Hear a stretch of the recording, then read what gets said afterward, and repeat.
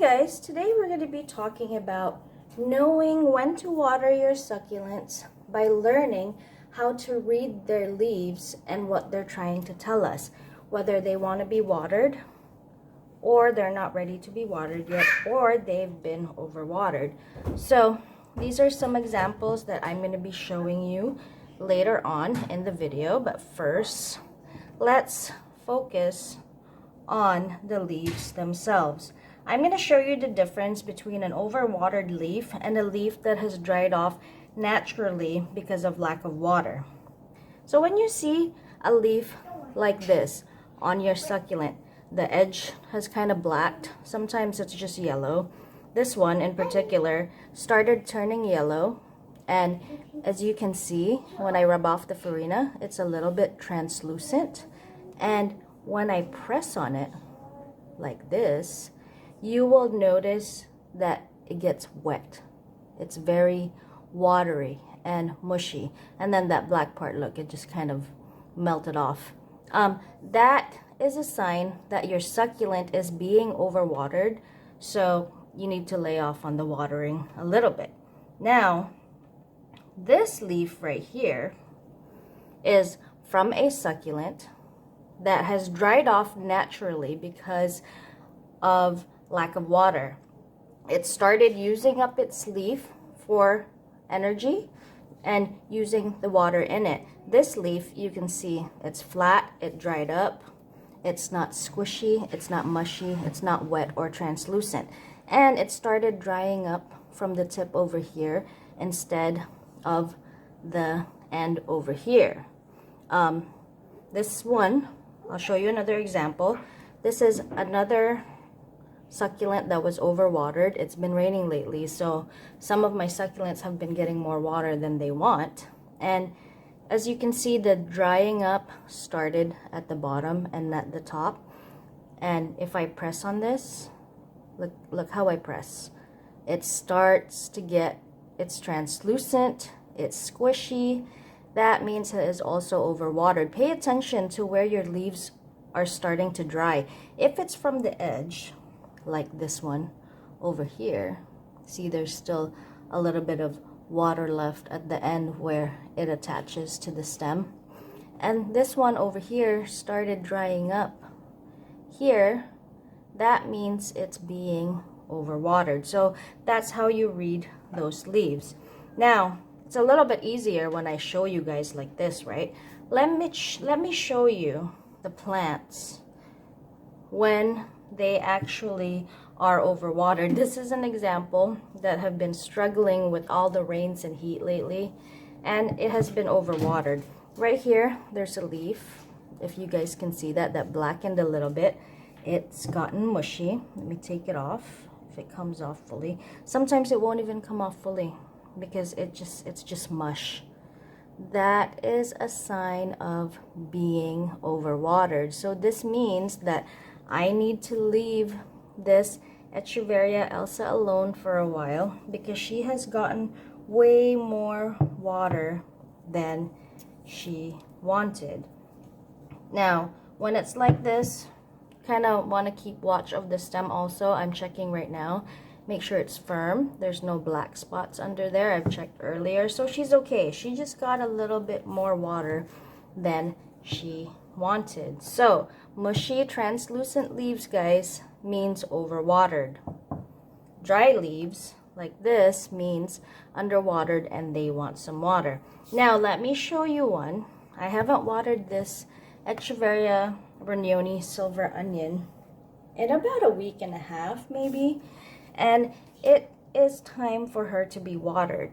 Now when I show you the bottom leaves, look at how that leaf in the bottom there has dried off naturally using its water reserves when it ran out of water to drink in the soil. Dried off naturally.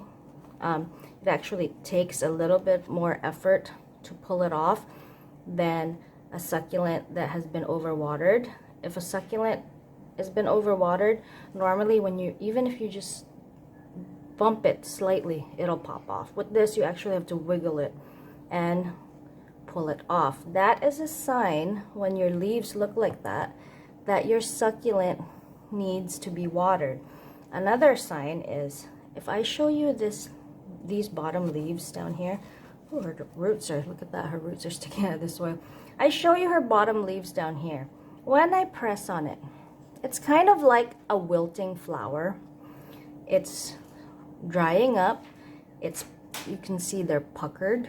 And when I press on it a little bit like this, it's soft, and you can see the wrinkles, right? It starts to wrinkle, but it's not mushy or squishy. There's no liquid coming out of it when I do this to her leaves. That is a sign that your succulent needs water.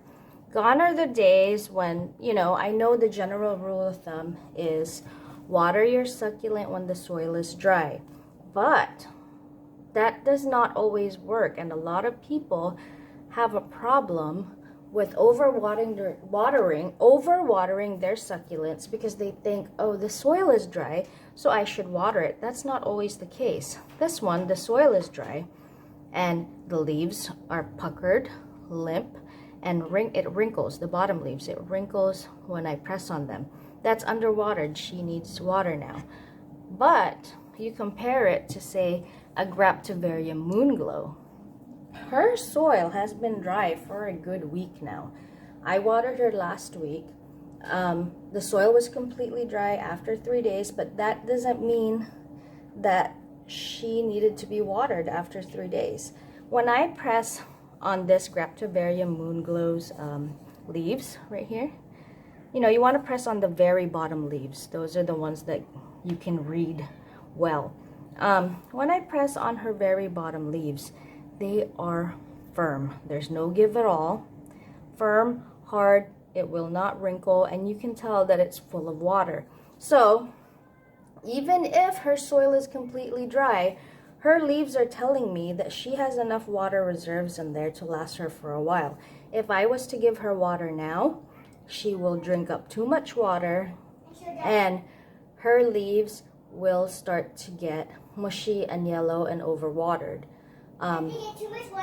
That's how rot starts if you give them too much water. Now, most of the time, we'll make mistakes once in a while. We'll water when it wasn't needed yet, and like this one, it got too much rain. It got watered before it needed any water, but I lost, a leaf or two in the bottom, but it's okay. The rest of the plant will not rot. It'll be fine as long as I keep watch and I don't let it get wet until she gives me signs that she needs to be watered, and her leaves are like this one that desperately needs to be watered now. Remember, guys, it takes 1 week to kill a succulent by overwatering, sometimes even 2 days, but it takes months to kill a succulent by underwatering.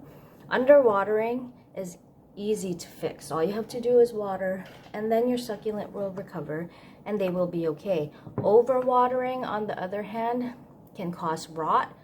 It's a little bit harder to bring them back because rot does spread really fast. And just always stay on the side of underwatering and wait for the leaves to wrinkle up a little bit like I showed you here. That's, they have water reserves. They will survive for a while without water if you forget to water them.